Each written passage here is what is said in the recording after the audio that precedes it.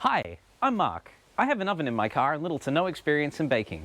Today, we're going to look at a little more detail at the 12-volt and electrical setup I use to bake in my car. Welcome to another episode of Baked in My Car.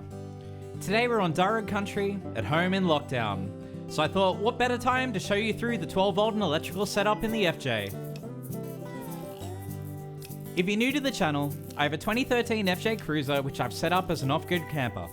I like to go remote places and cook things using my 12-volt oven. Sometimes I'll run the oven for the entire day along with a fridge and a freezer. And this uses a bit of juice.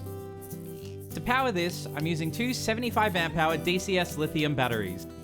These batteries are charged directly by the alternator, are warranted for engine bay use, and are wired in parallel as one big bank that starts the car and runs accessories.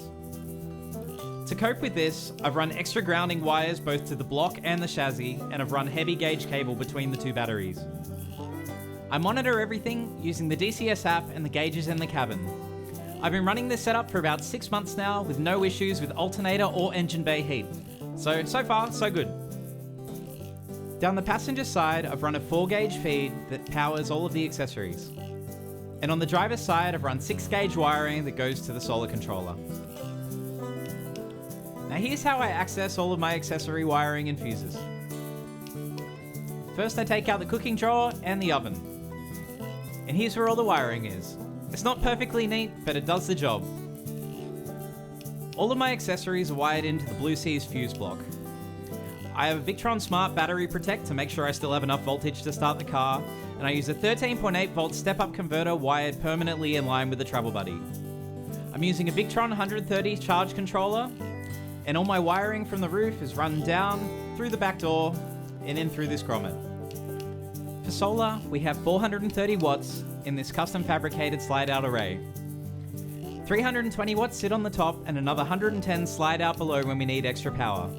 The sliders we used are fully sealed, so weather isn't an issue. I also have a 250 watt solar blanket, which I can pull out if I need even more power. I keep an eye on it using the Victron app, and on a good sunny summer's day, I can get about 22 amps in, which at the moment has been enough to keep up with everything that I'm running. I have an 150 watt Dometic Inverter for keeping things like laptops charged, and an 8 litre Brass Monkey console fridge which I use as a freezer. It's also got this handy wireless phone charger. I also added this LED lighting around the roof and put in an Apple CarPlay stereo. This is a good upgrade over the factory FJ unit and makes the car a lot more livable for daily driving and touring. And there you have it, a run through of the 12-volt system in my FJ Cruiser. Thank you for watching Baked in My Car. Make sure to like and subscribe and to follow us on Instagram @BakedInMyCar.